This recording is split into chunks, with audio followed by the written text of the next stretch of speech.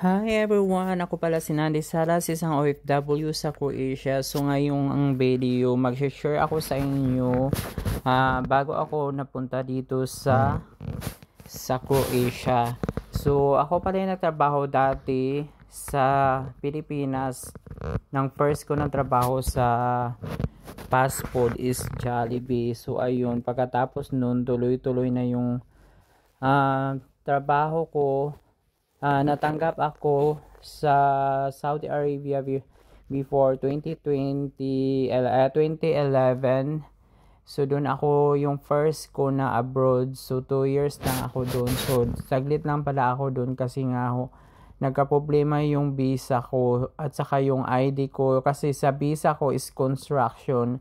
Tapos yung trabaho ko is nasa kusina. So hindi siya akma sa trabaho mo. So kaya tinapos ko lang yung work experience ko dun at saka yung kontrata ko para hindi ako magka-problema, kaya umuwi ako agad pagkatapos ng kontrata ko.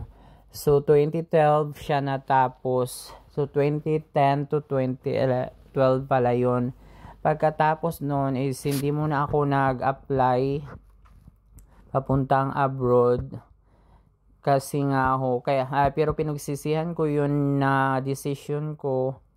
Pero kailangan ko talagang umuwi para hindi ako makaproblema sa papilis ko. Pero ang tagal kong natanggap hindi naman sa tagal, doon na lang ako muna nagtrabaho sa Pilipinas nagtrabaho ako sa Mang Inasal. Tapos nagkuan din ako Jerry's Grills. Tapos pagkatapos ng Jerry's Grill sa Pilipinas, kasi yung parang kung may trabaho ka nga pero walang bahay sa city, so kailangan mo mag-rent, tapos pagkain mo pa. So wala rin akong maitutulong parang wala akong maibigay sa parents ko na tulong, tapos yung parang sa sarili ko lang. So ayaw ko na maging selfish, kaya nag-decide akong yung last ko na work pala is nag-close kasi yung Jerry's Grill Iligan. So natanggap naman ako sa Robinson's Place Iligan. Kami yung pioneering doon. Mga 3 months lang din ako doon kasi nga natanggap na ako noon sa KFC Qatar. So doon ako nagtagal 5 years 9 months. So actually matagal na sana akong pupunta dito sa Croatia, pero hindi po kasi ganun kabilis. Dapat mag-isip na yung parang diretso na lang. Kailangan mo pag-isipan para hindi ka magsisi sa lahat ng mga decision mo sa buhay. So ang tagal kong nag-decide. So ayun, yung parang nakauwi na ako ng Pilipinas, tapos bumalik na ako. Tapos doon na ako nakapag-decide, kasi yung parang yung pinasukang company, yung KFC, is yung parang toxic na siya masyado. Tapos ang liit lang naman ng sahod. So kaya nakapag-decide ako na mag-apply dito. So ayun, swerte din ako. Tapos natanggap din ako sa tuloy-tuloy yung process ng papers ko. Basta Ramadan yun, tapos tuloy-tuloy na siya hanggang sa interview, hanggang sa job offer later. Diretso na yun, tapos pinasis na lahat. Kahit wala akong pera, humiram ako sa mga friends ko para maibigay ko yung kalahati na placement fee para ma-process hanggang sa work permit at saka sa visa ko. So ayun, kahit nakautang-utang, at least nabayaran ko yun nung nakuha ko yung indemnity ko or separation fee ko sa company. So thankful din naman ako sa yung pinagtrabahoan ko dati, pero kailangan ko siyang i-let go kasi gusto ko ring mag-grow as a person. Charot. Kailangan nating napagod na ako noon kasi nga sobrang stress. Alam mo naman yung mga fast food, grabing sobrang stress. May mga audits, may mga, alam mo yung sa Middle East, may mga pa yun, mag-shake ng baladiya. So damay-damay na yun, parang domino effect. So kailangan nating humanap ng bagong trabaho, kaya napunta ako dito sa bansang Croatia. So para sa akin, okay rin yung decision ko. At least yung sahod ko ngayon, okay siya kontra nung sa Middle East ako. Tapos okay dito kasi open city, lahat nagagawa mo, free ka, basta wag ka lang gumawa ng ikakapahamak mo. So ayan, 1 year na pala ako ngayon dito sa Croatia, more than a year na pala. So sa 1 year na yun, marami ding nangyari sa akin. Kasi up and down din yung mga pinagdaanan ko dito. Kasi nga ho, yung first ko na trabaho is seasonal po ako. Doon ako sa isla na assign. Mga 3 months lang ako doon. So pag winter pala dito, yung mga isla is nagko-close. Kaya bumalik na naman ako. Good thing sa akin is may agency ako dito sa Croatia. Yung mahirap kung wala kang agency dito. Tapos good thing din yung agency namin, may mga accommodation po sa Zagreb, which is ma-free na po yung stay ko sa bahay. Kasi kung mag-rent ka is napakamahal po ng rent dito, mga 2 to 300 po sa isang tao lang. So hindi yun siya kwarto, parang bed space lang po. Kaya good thing din yung pipiliin nyo na mga agency or consultant, dapat tanungin mo kung may kuan ba sila yung accommodation para hindi kayo mahirapan dito.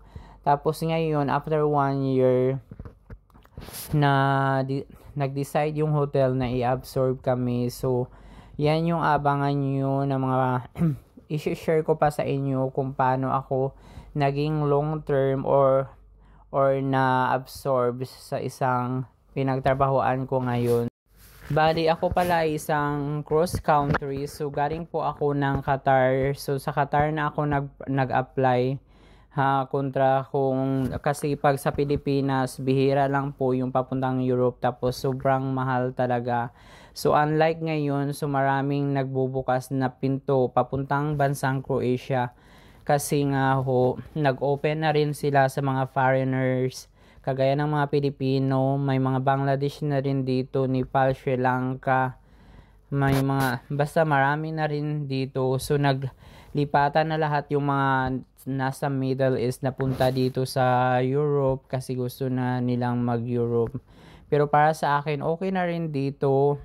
Malaki na rin yung kita. Tapos mapuntahan mo lahat na gusto mo sa ang mga Europe countries kasi yung Croatia is a visa country na Schengen visa na po, meaning hindi ka na kukuha pag pupunta ka sa lahat ng Europe countries na bansa, basta mabalid lang yung ID mo, pwede kang bumiyahe anytime pag may pera ka. Tapos ayun, so balik tayo sa pag cross country ko. So nag-apply pala ako doon sa Qatar during Ramadan days. Tapos ayun, nagpasa ako online ng resume. Tapos tinawagan ako noon Friday. Pupunta kami sa consultant namin sa Al Sadd para mag-interview. Tapos tuloy-tuloy na yung process na yun. Natanggap ako.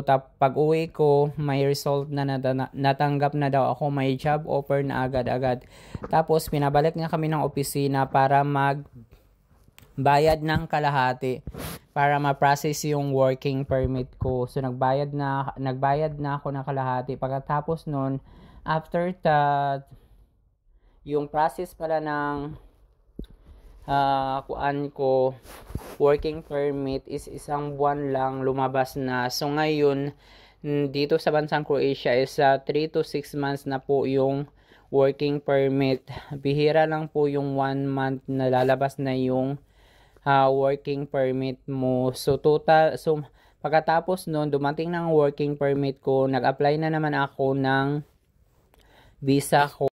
Yung visa application ko naman is 1 month yun siya dumating. So matotal po sa pag-apply ko, sa pag-start ng apply ko ng application ko, mga 4 months po bago dumating.